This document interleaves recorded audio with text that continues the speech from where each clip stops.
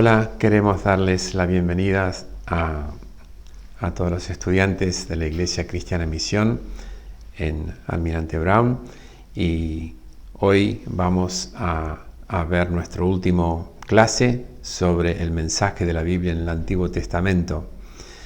La última clase había terminado explicando un poco acerca del propósito y el mensaje del libro de los Reyes y de Crónicas. Y el libro de Crónicas, como había mencionado, fue escrito para una nueva generación que había nacido en el exilio y necesitaba conocer su identidad, de dónde venían y cuál era el propósito por cual Dios les había elegido como su pueblo. Y durante este tiempo del exilio cayó como un profundo shock al pueblo de Israel. Jamás pensaron que Dios iba a permitir que ellos perdieran su herencia. Pero así fue.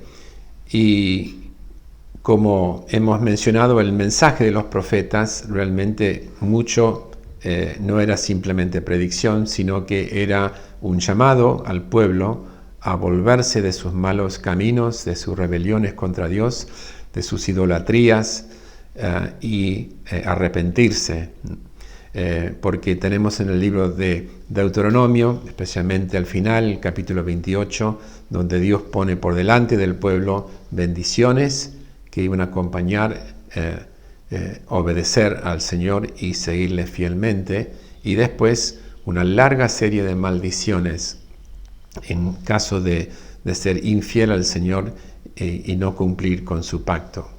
Entre ellas maldiciones, podemos decir que la peor de ellas era ser desterrado.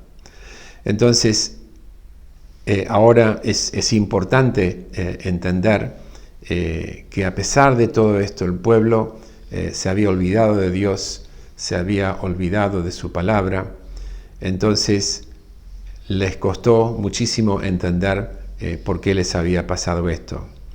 Entonces, es interesante ver a través de algunos de los profetas cómo este cautiverio al cual fue sometido el pueblo de Judá ya había sido sometido al exilio el reino del norte por los asirios, y ahora podemos ver un poco el contexto, ¿por qué Dios hizo que fueran llevados a los babilonios?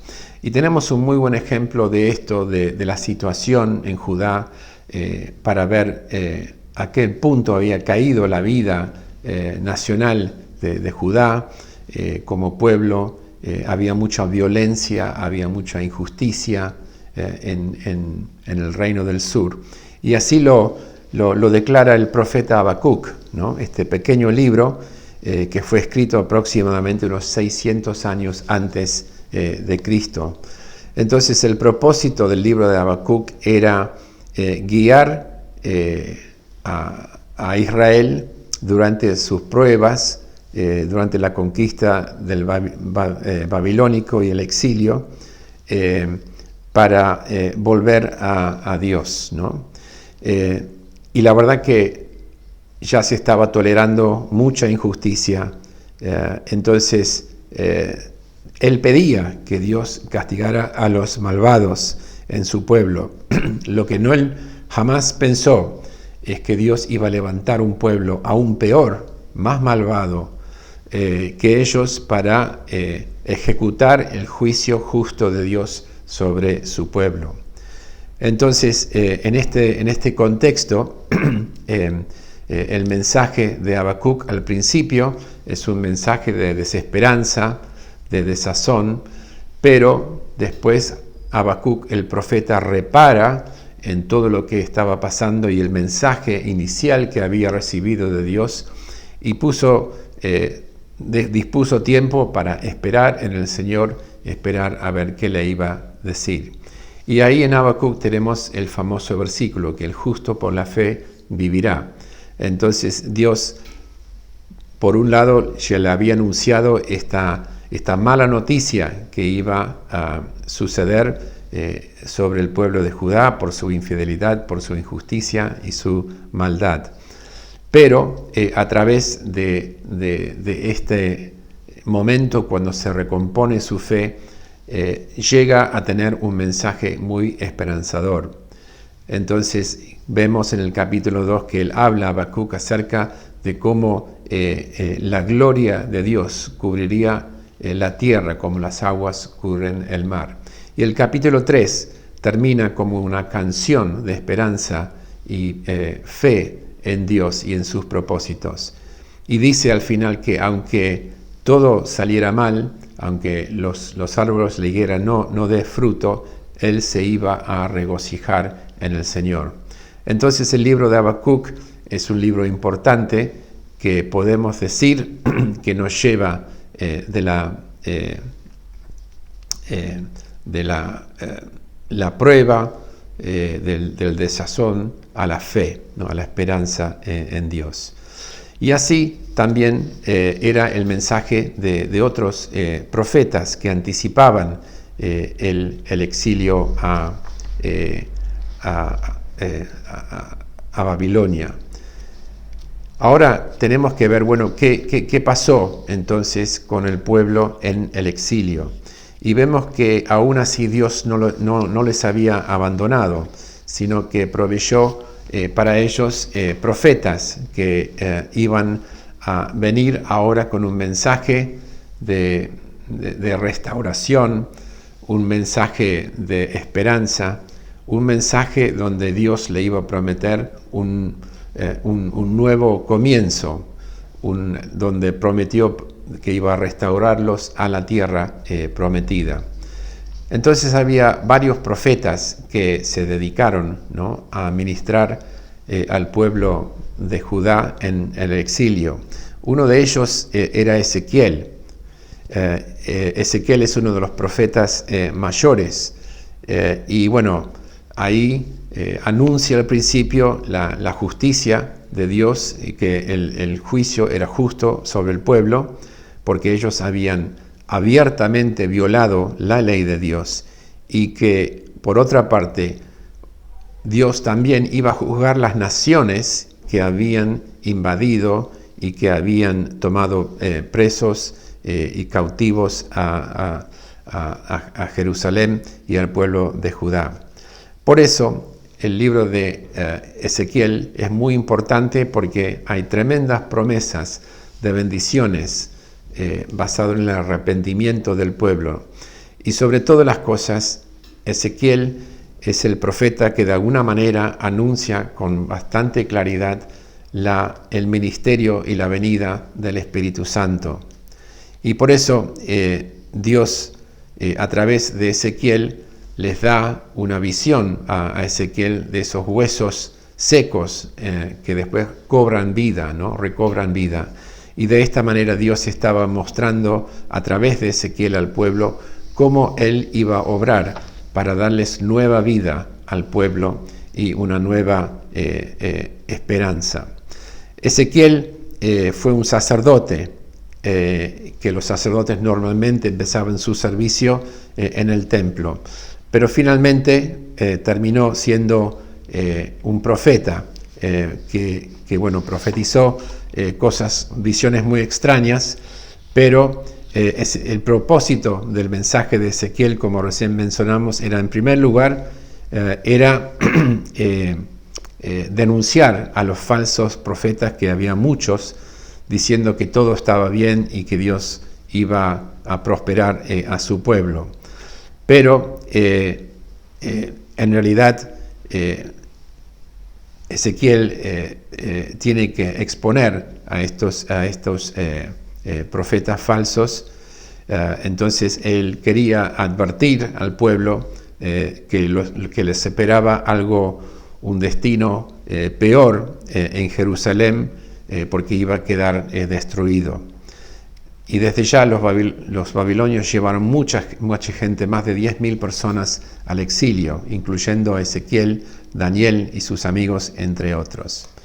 Entonces, podemos ver que profetas como Ezequiel, también como Jeremías, había profetizado acerca de la destrucción de Jerusalén y que el pueblo iba a ser llevado al cautiverio, pero después, en la segunda parte, tienen un mensaje de esperanza, de restauración, de salvación para el pueblo. Vamos a ver un poco más al final de la clase el mensaje de Jeremías en particular acerca del nuevo pacto, qué significó para el pueblo de Dios y también qué significa para nosotros. Pero a lo largo del exilio había todo una movida, una esperanza que Dios estaba obrando a través de Ciro, el rey, el emperador en ese momento, para que el pueblo de Dios volviera a su tierra. Leemos en 2 Crónicas que el exilio duró y tenía que durar 70 años porque el pueblo de Dios no había respetado el año sabático de la tierra, según las ordenanzas de la creación, y por eso durante 490 años ellos siguieron trabajando la tierra cuando tendría que haber darle descanso. Entonces, Segunda Crónicas 36 nos dice que la tierra durante el exilio recobró esos 70 años de descanso. Pero ahora vemos que era momento de volver. Entonces había personajes como Nehemías, quien era el copero del rey, que fue dado permiso para volver, para reconstruir las murallas. Como también tenemos Esdras, que era un sacerdote que volvió a la tierra para reconstruir el templo. Esta etapa, lo que llamamos la época de la restauración, es muy importante. Hay muchas lecciones importantes para nosotros.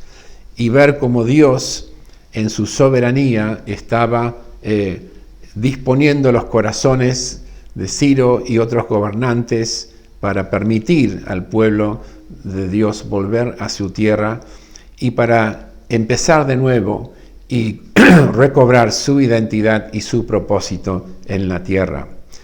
Esto es muy importante para nosotros, saber que tenemos un Dios de segundas oportunidades, que está dispuesto a perdonarnos y está dispuesto a darnos una segunda oportunidad para seguirle y servirlo. Ahora, es importante saber que en medio de este proceso de volver a la tierra prometida, a la tierra de Israel, había muchos en las naciones y los pueblos alrededor de Judá que querían impedir que vuelvan a establecerse como nación y ser una potencia. Entonces hubo como una campaña de tratar de desanimar al pueblo de seguir con el trabajo de reconstrucción. Pero sabemos que el pueblo liderado por Nehemías y Esdras pudieron sobrellevar esta de alguna manera intento de desestabilizar el esfuerzo para que el pueblo realmente esté establecido de nuevo en su tierra y siguiendo a Dios. Y esto nos habla muy claramente que cuando nosotros realmente queremos tomar en serio el llamado de Dios de hacer su voluntad, de establecernos firmemente en Cristo, siempre va a haber momentos de oposición quizás dentro de nosotros mismos, nuestros deseos pecaminosos que nos tiran para llevar nuestras vidas por otro lado. Pero también podemos sufrir la oposición de otras personas que no quieren que nosotros estemos bien en el Señor. Y sobre todo tenemos nuestro enemigo que siempre, cuando estamos orando, cuando nosotros estamos sirviendo a Dios, trata de desestabilizarnos, de desanimarnos y para que dejemos de lado lo que Dios nos está llamando para hacer. Por eso, una vez establecido en la tierra, vemos que el pueblo, si bien había empezado a trabajar en la reconstrucción del templo y para orientar sus vidas para servir a Dios, seguían estando rodeados de enemigos, de personas que querían que ellos dejaran de hacer lo que Dios los llamó en construir de nuevo el templo. Y por eso tenemos los profetas como Ageo, un libro muy corto, 38 versículos nada más, pero que trabajó mano en mano con Zacarías, otro profeta. Y es muy interesante el mensaje de Ageo y de Zacarías, que es muy pertinente para nuestros tiempos. ¿Qué había sucedido después de un tiempo de haber vuelto a la tierra, a Israel? Entonces vemos que debido al desánimo por la gente que impedía que ellos pudieran trabajar en paz, dedicaron sus vidas a hacerse casas hermosas y dedicarse para vivir para su propio bienestar. Entonces el libro de Ageo viene en forma de 4 mensajes, ¿no? Para de alguna manera razonar con el pueblo y para decirles cómo les está yendo después de tanto esfuerzo que están haciendo para construirse una vida mejor. Y la realidad es que había mucha inflación en ese momento y la verdad que nunca alcanzaban la plata, nunca estaban satisfechos, y el tema es que se habían olvidado de Dios, se habían de considerar y pensar en qué estado estaba la obra del templo de Dios. Entonces, después de un mensaje bastante fuerte de parte de Ageo, el Espíritu de Dios se poseó a Zorobabel, el gobernador de Judá, y el pueblo volvió al trabajo de reconstruir el templo. Y en el segundo capítulo de Ageo también tenemos unas promesas de parte de Dios, donde Él hace una comparación y hace reflexionar al pueblo sobre la gloria de este templo en relación con el templo de Salomón. Por supuesto, no tenía nada que ver con la belleza y todo lo espectacular que era el templo de Salomón. Pero Dios dijo algo muy importante, que en ese templo iba a estar lleno con más gloria que de lo que fue el templo de Salomón. Y ahí tenemos una referencia, que en ese templo iba a estar lleno de la presencia del Señor Jesucristo. Entonces podemos ver que los profetas durante el exilio ya estaban animando al pueblo con promesas de restauración, pero además ya venían anunciando que Dios en el futuro iba a proveer un rey sobre Israel, un Mesías que iba a gobernar su pueblo y llevarles a la victoria. Ahora tenemos una promesa de esto, aún empezando, por ejemplo, en el libro de Daniel, cuando Nabucodonosor tiene su visión en el capítulo 2 de la estatua que él vio, y podemos ver cómo esta estatua después fue interpretado por Daniel, que representaba los distintos reinos que iban a gobernar hasta la llegada del gran rey, del Señor Jesucristo. Entonces es muy importante ver cómo Dios ya estaba mostrando a Nabucodonosor quién era el verdadero rey sobre todo el mundo, sobre todos los asuntos de los hombres, quién era el Todopoderoso.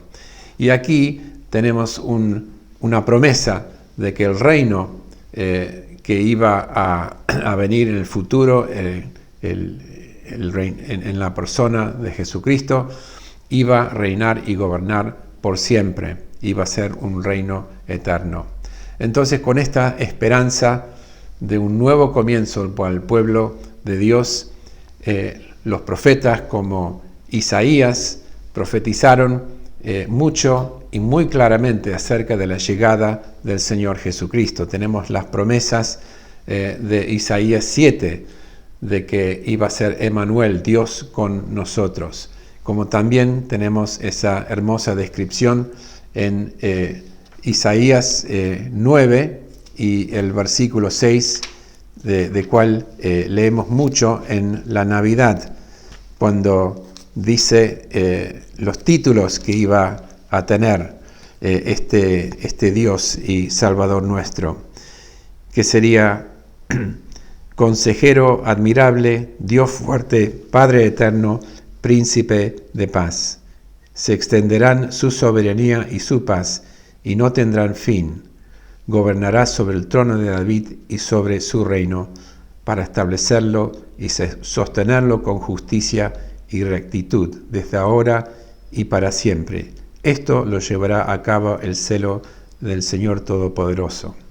Entonces, con esta tremenda promesa acerca de la venida del Hijo de Dios, ya Dios estaba anunciando el mensaje de salvación con toda claridad. Por algo llaman a Isaías el profeta evangélico, porque tenemos más adelante en los capítulos 42, 49, 52 y 53, 4 pasajes que llamamos los pasajes del siervo, todos referidos a la vida y el ministerio y la muerte y resurrección y exaltación del Señor Jesucristo. Tenemos, por ejemplo, el pasaje famoso de Isaías 53, que habla como el Señor Jesús iba a ser sacrificado por nuestros pecados, pero luego ser resucitado, y incluso habla acerca de su exaltación, su ascensión al cielo. También hay pasajes que hablan acerca de las muchas bendiciones que el pueblo de Dios iba a recibir, ¿no? El capítulo 55, donde Dios invita al pueblo, a todos los que están sedientes, todos los que tengan sed, para que vayan y compren sin pagar, sin dinero. Y aquí Dios estaba prometiendo unas múltiples bendiciones espirituales que iba a ser la herencia del pueblo de Dios. Y estas promesas se cumplen, como dice Pablo en el Nuevo Testamento, a través del Señor Jesucristo, donde todas las promesas son el sí y amén en Él. Entonces, acá tenemos muy claramente el Evangelio explicado y expuesto, ¿no? en los profetas, especialmente en Isaías. Es por eso que Pablo, en su segunda carta a Timoteo, y en el capítulo 3 y el versículo 15, dice algo muy interesante. Dice que desde tu niñez, hablando a Timoteo, conoces las Sagradas Escrituras. Este era un término en ese momento para lo que sería el Antiguo Testamento, que pueden darte la sabiduría necesaria para la salvación mediante la fe en Cristo Jesús. Es muy interesante que Pablo ya veía el Evangelio predicado, anunciado en el Antiguo Testamento. Entonces, con estas promesas tremendas de salvación, Dios anuncia además a través de Jeremías, a través de Ezequiel, un nuevo pacto. ¿Por qué era necesario un nuevo pacto? Bueno, este nuevo pacto fue anunciado porque de alguna manera el primer pacto, y creemos que aquí hace referencia principalmente al pacto de Moisés, el pacto de la ley, no fue suficientemente claro para el pueblo de Israel para entender que ellos necesitaban buscar tener un nuevo corazón, tener un corazón arrepentido. Esto era el significado de la circuncisión. Al cortar el prepucio del judío varón, eso significaba a ellos, como a todo el pueblo, que debían buscar tener un corazón limpio, un corazón arrepentido. Entonces, si bien tuvieron estos símbolos, si bien tuvieron estos señales del pacto, ellos endurecieron sus corazones y ofrecieron rituales, una obediencia legalista a Dios, y dejaron de ver que realmente la promesa de la salvación es por ser justificado por la fe. Y entonces el pueblo en su gran mayoría no entendió el mensaje de salvación a través del pacto principalmente de Abraham, que Dios estableció con él. Pero entonces, después del exilio y durante el tema de ese tiempo, Dios anunció que iba a ser un nuevo pacto. Es muy importante entender el significado de la palabra nuevo en el hebreo y en el griego. Normalmente nosotros entendemos por algo nuevo algo completamente diferente de lo anterior. Pero la palabra en hebreo, kadash, significa tomar algo que existe, renovarlo y repararlo. Entonces Dios, con gran amor, con gran misericordia, da este mensaje al pueblo, no solamente de Judá, sino que a todo el pueblo de Israel. La primera cosa que iba a hacer Dios es unir de nuevo su pueblo. Entonces dice en el versículo 31 del capítulo 31, vienen días, afirma el Señor, en que haré un nuevo pacto con el pueblo de Israel y con la tribu de Judá. No será un pacto como el que hice con sus antepasados el día que los tomé de la mano y los saqué de Egipto, ya que ellos lo quebrantaron a pesar de que yo era su esposo, afirma el Señor. Este es el pacto que después de aquel tiempo haré con el pueblo de Israel, afirma el Señor. Pondré mi ley en su mente y lo escribiré en su corazón. Yo seré su Dios y ellos serán mi pueblo. Ya no tendrán nadie que enseñar a su prójimo, ni dirá nadie a su hermano, conoce al Señor, porque todos, desde el más pequeño hasta el más grande, me conocerán, afirma el Señor. Yo les perdonaré su iniquidad y nunca más me acordaré de sus pecados. Entonces, aquí Dios está diciendo que esa misma ley que le había dado por escrito a Moisés en las tabletas de piedra, esa misma ley Dios lo iba a escribir y poner la ley en el mente y escribirlo en el corazón de su pueblo. En otras palabras, acá tenemos una promesa de que Dios iba a hacer una obra profunda de regeneración, por cual Él iba por su espíritu dar nueva vida al pueblo para que ellos pudieran tomar posesión de esas promesas de salvación. Y por eso cuando habla del perdón de los pecados, que iba a perdonar todos sus pecados y nunca más se iba a acordar de ellos, está hablando justamente de lo que significa ser justificado por la fe. Cuando Dios perdona todos nuestros pecados, imputa nuestros pecados a Cristo, y la justicia de Cristo, su obediencia en vida, su perfecta obediencia es imputado a nosotros. De esta manera, dice Pablo, somos justificados por la fe y tenemos paz con Dios.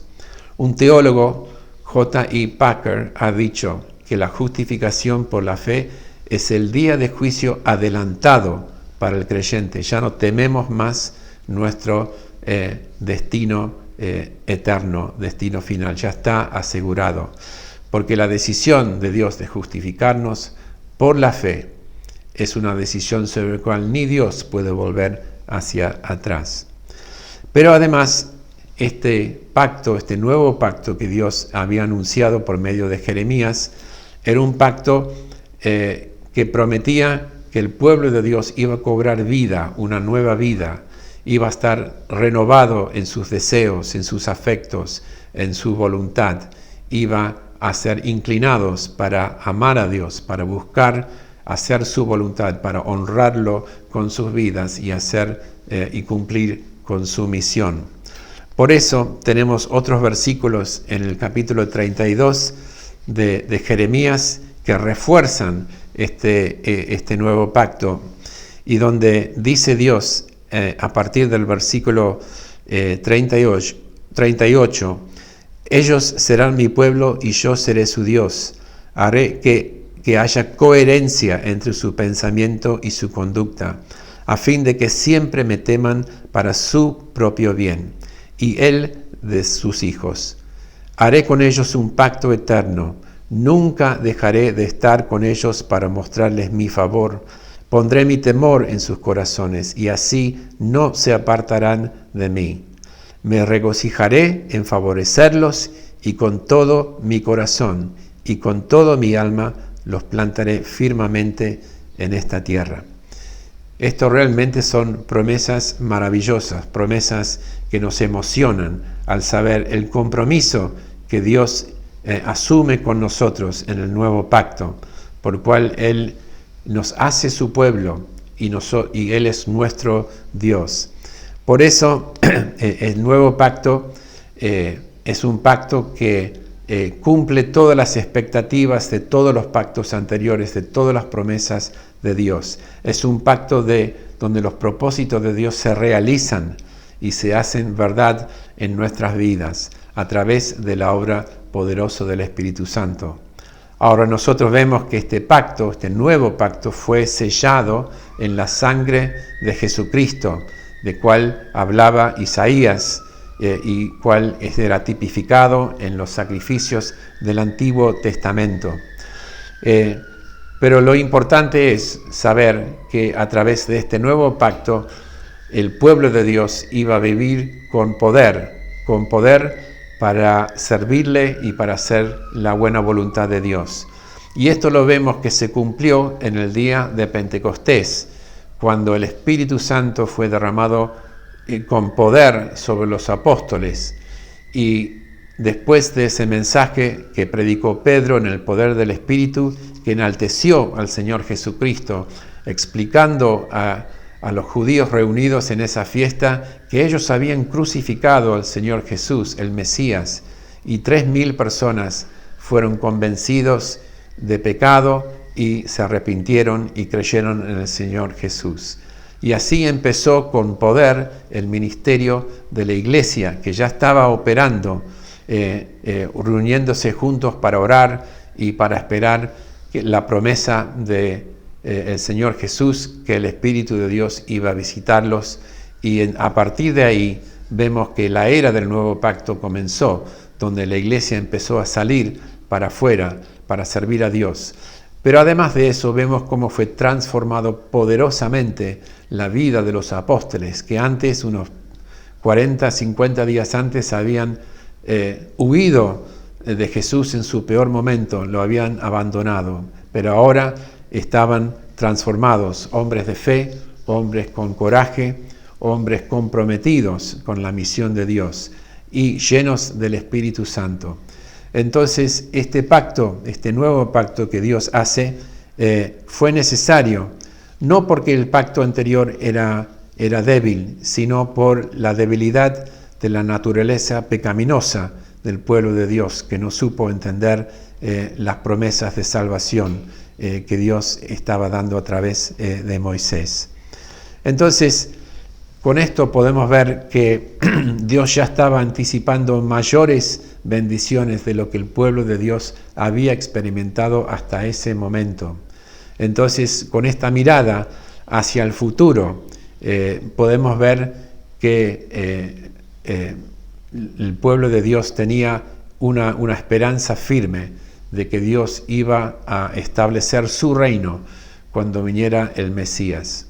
Ahora, lamentablemente vemos que muchos de los pueblos no entendieron esta promesa encarnándose en la persona de Jesucristo. Desde ya el pueblo de Israel lo rechazó y lo crucificó, pero todo esto estaba dentro del plan soberano de Dios, para que luego el mensaje del Evangelio pudiera extenderse a personas de todas las naciones a través de la misión de la Iglesia. Entonces, con este resumen breve, sintético del Antiguo Testamento, podemos ver, para recapitular, como desde el principio Dios siempre tuvo el propósito de establecer su reino en el mundo y a través de su pueblo desarrollar una cultura y establecer el reino de Dios en el mundo. Lamentablemente, con la caída, las personas se apartaron de Dios. Entonces Dios, a través de distintos pactos y distintos personajes del Antiguo Testamento, se fue construyendo y revelando sus propósitos de redención y de bendición para el mundo. Entonces, ahora llegamos a este punto donde vemos que el Antiguo Testamento es todo un anticipo y todo una explicación y anticipación, una palabra profética acerca de la venida del Señor Jesucristo. Y esto lo vemos claramente, y con esto terminamos esta clase, en Lucas 24. Una vez resucitado el Señor Jesucristo, estaba caminando en el camino a Emaús y se encuentra con dos discípulos ahí que estaban muy desanimados, tristes, porque el Mesías que ellos creían les iba a liberarlos del poder, el dominio de los romanos, había muerto. Y todavía los discípulos no sabían que el Señor Jesucristo había resucitado. Y dice que mientras ellos hablaban con Jesús, Él les responde de la siguiente manera: «¿Qué torpes son ustedes?», versículo 25, les dijo, «y qué tardos de corazón para creer todo lo que han dicho los profetas. ¿Acaso no tenía que sufrir el Cristo estas cosas antes de entrar en su gloria?». Entonces, comenzando por Moisés y por todos los profetas, les explicó lo que se refería a él en todas las Escrituras. Este maravilloso relato muestra cómo Jesús, tomando desde Moisés los primeros libros del Pentateuco, los que escribió Moisés, los primeros 5 libros de la Biblia, y los profetas, un término también que se usa para todo el resto del Antiguo Testamento, mostró desde Génesis 3:15 cómo el propósito de Dios se fue revelando de a poco y cada vez con más y mayor detalle. En definitiva, podemos ver a través de estas 3 clases sobre el Antiguo Testamento, el mensaje de la Biblia en el Antiguo Testamento, que Dios estaba salvando a su pueblo y desarrollando sus propósitos de gracia y de bendición. Y por eso es muy importante lo que tenemos en el Antiguo Testamento, saber que Dios empezó a desarrollar este único plan de salvación que ahora vamos a ver en las próximas 2 clases, desarrollado y manifestado en el Nuevo Testamento a través de la persona de Jesucristo. Y después vamos a ver cómo la Iglesia creció en su nueva relación con Dios y su identidad y llevó a cabo su misión. Una misión que ahora nos toca seguir cumpliendo a través de nuestro testimonio de vida en todas las esferas de la vida y en la proclamación fiel del Evangelio bíblico para que las personas conozcan al Señor Jesús como su Señor y Salvador.